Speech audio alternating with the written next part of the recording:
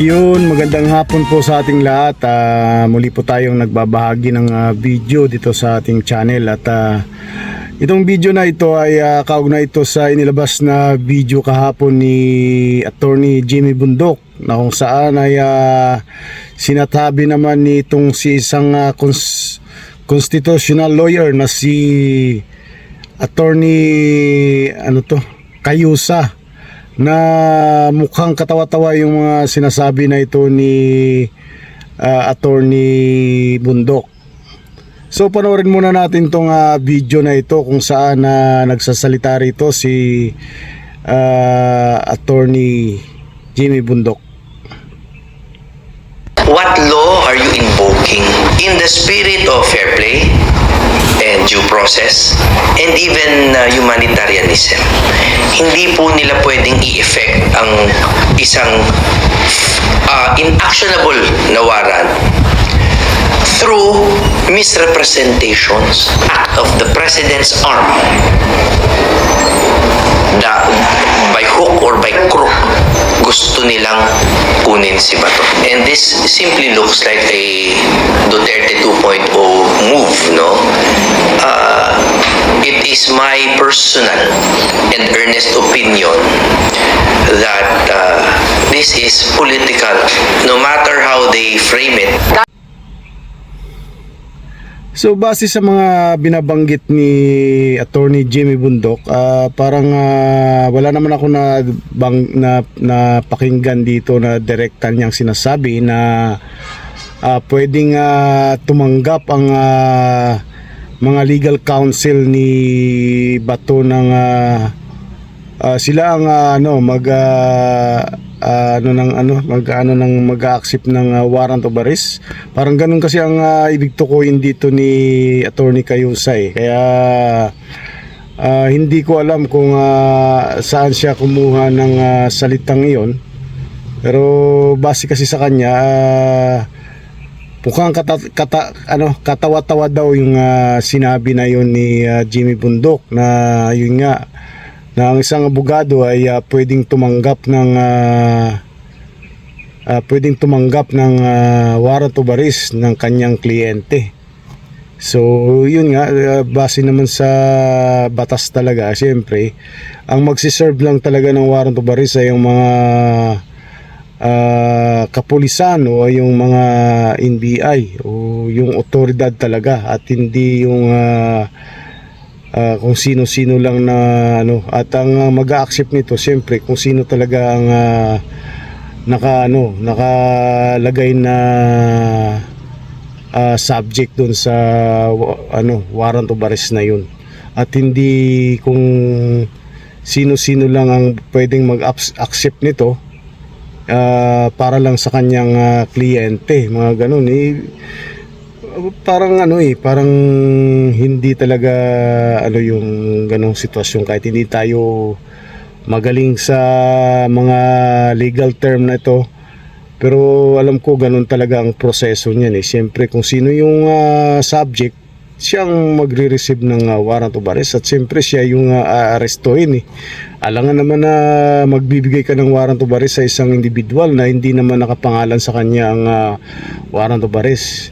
Yun po ang pagkakaintindi ko rito sa sinasabi na ito ni Attorney Cayusa, kasi nga sinasabi niya na katawa-tawa daw ang mga sinasabi ni Attorney Jimmy Bundok kaugnay dun sa isang interview sa kanya kahapon dahil dito kay Senator Bato de la Rosa.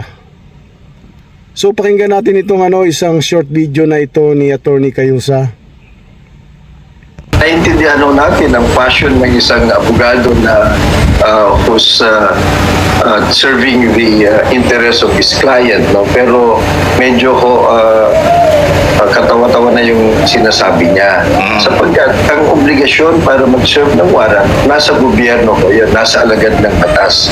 Hindi ko naman yan pwedeng ipasa dun sa mga abogado. At wala ho naman sa batas o kaya sa mga rules in serving a warrant na ibibigay mo yan sa abogado na siya nang bahalang mag-serve doon.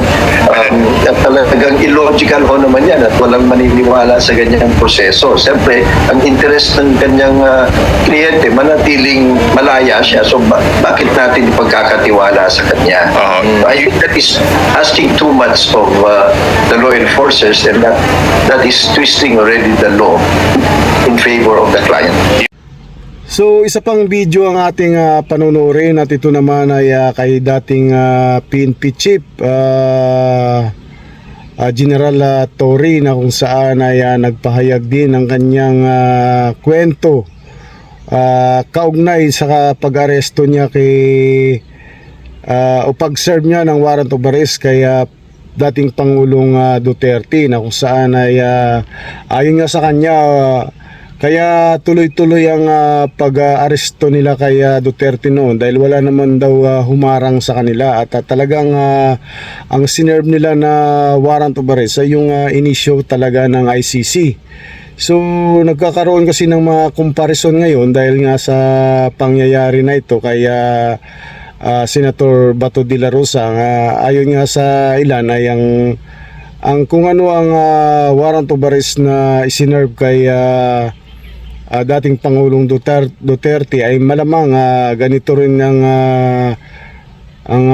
warrant of arrest na isiserve kay Senator Bato de la Rosa. Kaya medyo maraming ugong-ugong, maraming haka-haka dahil yun nga nagkakaroon ng mga comparisons dahil sa pangyayari na yun. At itong alam naman natin na itong si General Torre ay isa sa naging involved doon dahil siya nga ang arresting officer, na kung saan ay talagang tuloy-tuloy niyang inaresto ang dating Pangulo at hanggang sa dali nito sa Netherlands.